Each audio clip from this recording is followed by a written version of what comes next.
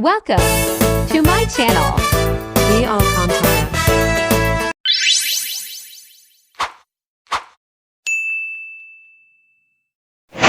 Hello guys, ito nga pala ang inyong Ate G at i-share ko sa inyo yung aming mga kinain na best dito sa Batangas guys.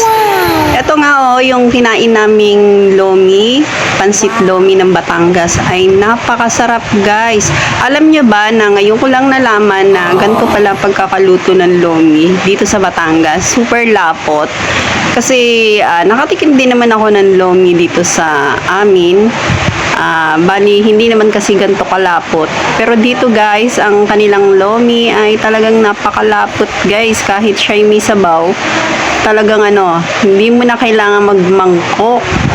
Pwede mo na siyang kainin kahit nakaplato, kutsara, tinidor ka guys. Kasi tingnan nyo naman, pag kumuha ka ng pansit ay talagang napakalapot niya at napakasarap guys. Nagustuhan to ng aking mga anak. Yung anak ko, hindi mahilig sa may sabaw na pansit, pero nung natikman nila tong Batangas lomi guys, ay talagang napasarap sila, talaga sila, wow.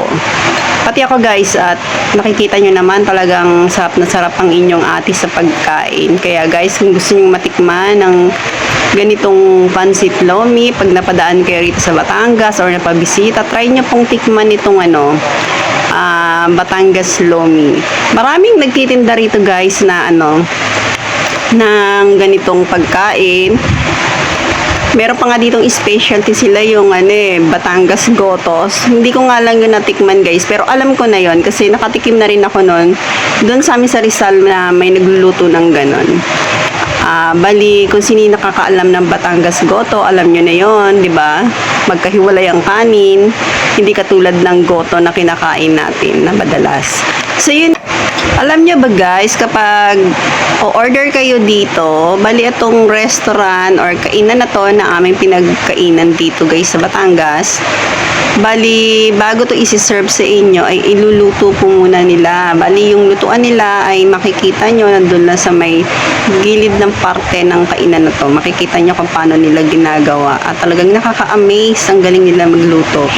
Bali guys, ang sulit to, pampamilya, pambarkada, sulit na sulit ang banding dito guys. Kaya bukod sa magsiswimming, talagang ito yung talagang gusto kong gawin dito, ang kumain ng ganitong mga pagkain guys. Bali, kahit dialysis patient si Ate G ay talagang nakikain ako, pero syempre moderate lang ang aking pagkain guys. At syempre kailangan wag nating masyadong damihan.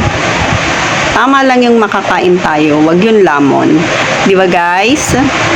At minsan lang naman to guys bali idadialysis naman ako din sa sa susunod na araw. Kaya mababatak na rin to guys.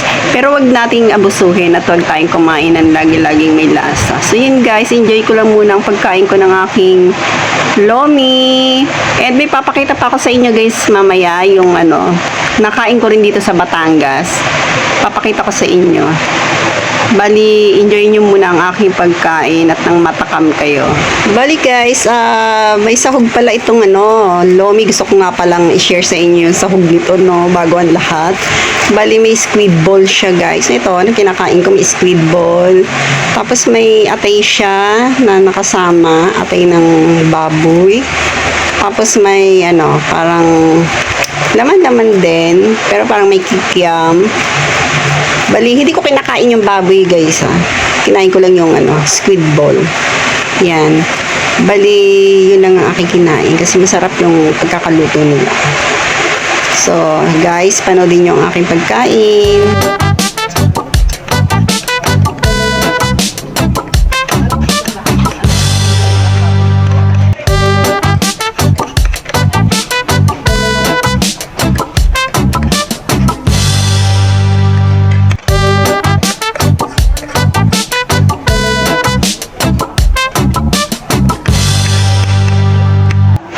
At syempre guys, ito nga yung sinasabi ko sa inyo na pangalawang nakain ko dito sa Batangas. Ito ay bukayo. Bukayong Batangas to guys. At na-amaze ako kasi ang ganda-ganda ng kanyang pagkakabalot guys. Akala ko suman. Yung pala ay nakabalot lang siya. Yung parang pinatuyong katawan ng saging.